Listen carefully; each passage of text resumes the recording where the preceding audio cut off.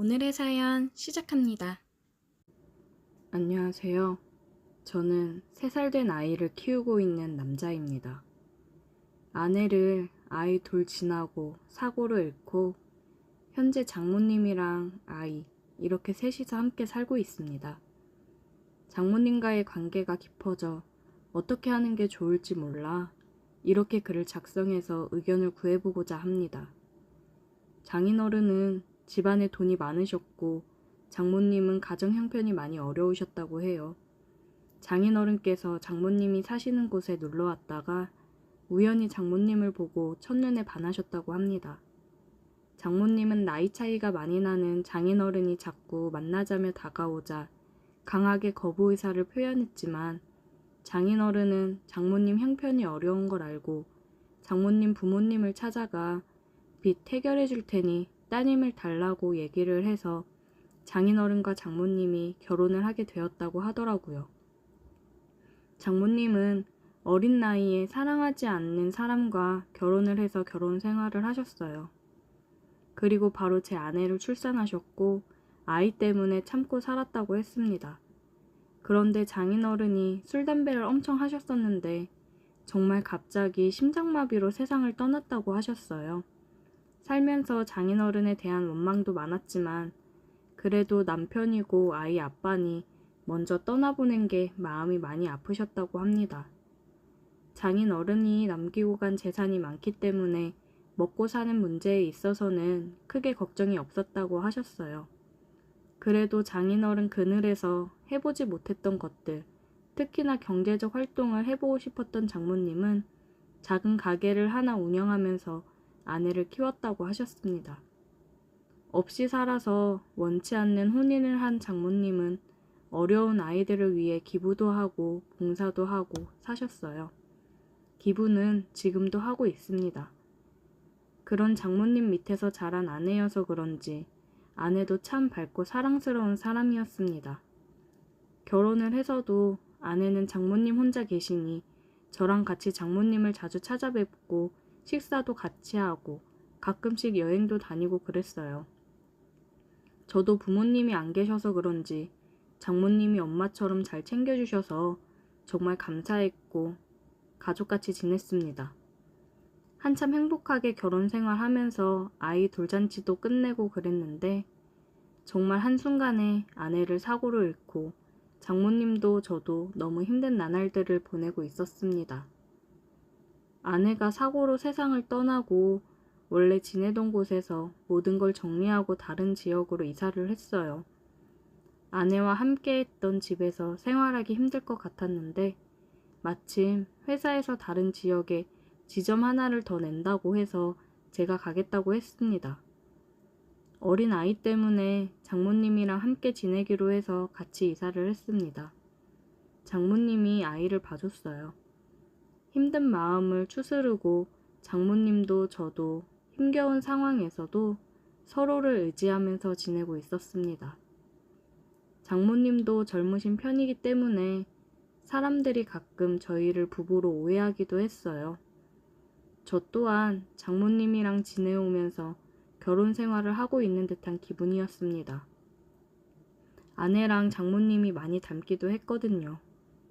저희는 묘한 분위기 속에서 함께 지냈습니다. 모든 문제는 술을 마시고 나서 일어나죠. 회식이 있는 날이라서 술을 먹었는데 조금 과하게 먹은 날이었어요. 업무 스트레스도 심했고 아내가 더 그리운 그런 날이었거든요. 그렇게 취해서 새벽에 집에 들어갔습니다. 장모님께서 안 주무시고 혼자 눈물을 흘리며 소주를 드시고 있었어요. 장모님, 왜 혼자 술을 드시고 계세요? 박서방 왔어? 에휴, 나도 참 죽책맞게. 신경 쓰지 말고 얼른 들어가 쉬어. 저도 한 잔 주세요. 아내가 그렇게 떠나고 나서 장모님이랑 처음으로 같이 술을 마셨습니다. 장모님, 윤경이 그렇게 떠나보내고 저 진짜 장모님 덕분에 살고 있습니다. 장모님 아니었으면 맨날 술독에 빠져 있었을 거예요. 우리 윤지도 제대로 못 돌봤을 거고요. 장모님도 힘드실 텐데 너무 감사해요. 내가 윤경이 엄마, 윤지 할머니로서 당연히 해야 되는 일들인데 뭐가 고마워. 고마워하지 마. 장모님이랑 한참을 얘기하면서 술을 마셨어요. 이렇게 술을 많이 마시면서 힘들어하는 이유는 저도 장모님도 알고 있었습니다. 떠난 아내에 대한 그리움도 있었지만 미안함이 더 컸습니다. 장모님이랑 이렇게 지내면서 우리는 서로에게 마음이 있다는 걸 느끼고 있었어요. 저는 장모님을 여자로, 장모님은 저를 남자로 보고 있었습니다. 한 집에서 계속 같이 지내고 아이도 있고 결혼한 부부처럼 생활을 하고 있는데, 그리고 젊고 아내 닮은 장모님이니 제 마음이 마음대로 되지 않더군요. 애써 서로 부정하고 외면하고 있었지만 사람 마음이라는 게 어디 마음대로 되던가요? 서로에 대한 마음이 점점 더 커져가니 힘들 수밖에요.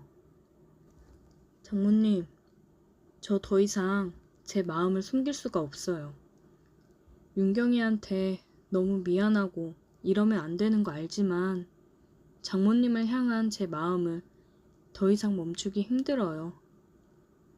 박서방, 장모님도 저 사랑하시잖아요.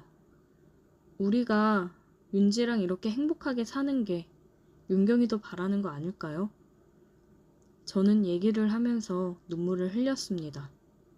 장모님이 눈물 흘리는 저를 보며 눈물을 닦아주었고 우리는 서로의 눈을 바라보았습니다. 사랑해요. 저는 사랑한다는 말을 하고 키스를 했습니다. 우리는 눈물을 흘리며 서로를 안았어요.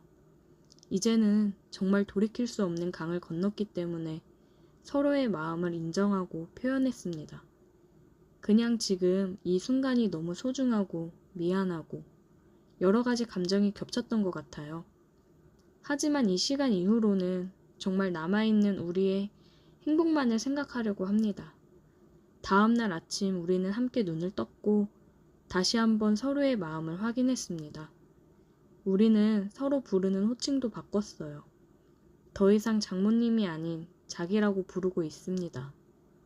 아이한테도 얘기할 때 엄마라고 부를 수 있게 얘기하는 중이에요. 힘들었던 삶 속에서 조금씩 다시 행복을 찾아가고 있었습니다. 특히 장모님은 그동안 눌러왔던 걸 풀어내듯 밤이 되면 돌변했어요. 사랑하지 않았던 장인어른과의 결혼 생활이 행복할 리 없었겠죠. 그리고 일찍 과부가 된 탓에 얼마나 욕구가 쌓였겠어요. 그리고 이제 서로 사랑하는 사이가 됐으니 그 욕구가 표출되는 건 당연하다고 생각합니다. 저 또한 너무 좋았습니다. 밤마다 돌변하는 장모님을 보며 저도 밤마다 뜨거워질 수 있어서 기분이 너무 좋더라고요. 퇴근하고 오면 항상 그랬듯이 맛있는 저녁을 준비하고 뽀뽀를 하며 저를 반겨주는 사람이 있으니 집에 들어오는 것도 행복입니다. 저녁을 먹고 아이와 시간을 보낸 후에 일찍 잠을 재우고 있어요.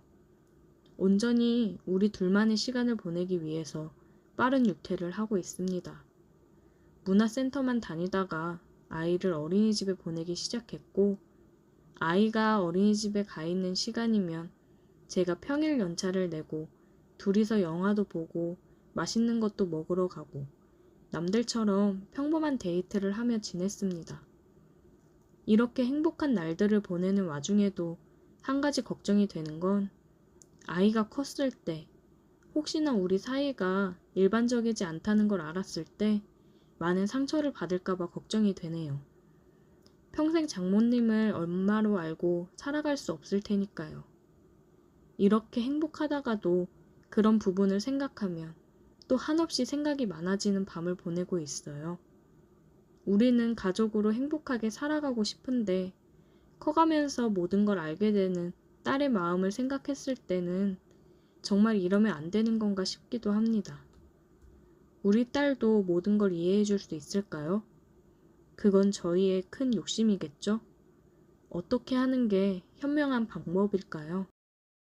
오늘의 사연 여기까지입니다. 오늘도 들어주셔서 감사해요. 구독, 좋아요, 알림 설정 부탁드려요.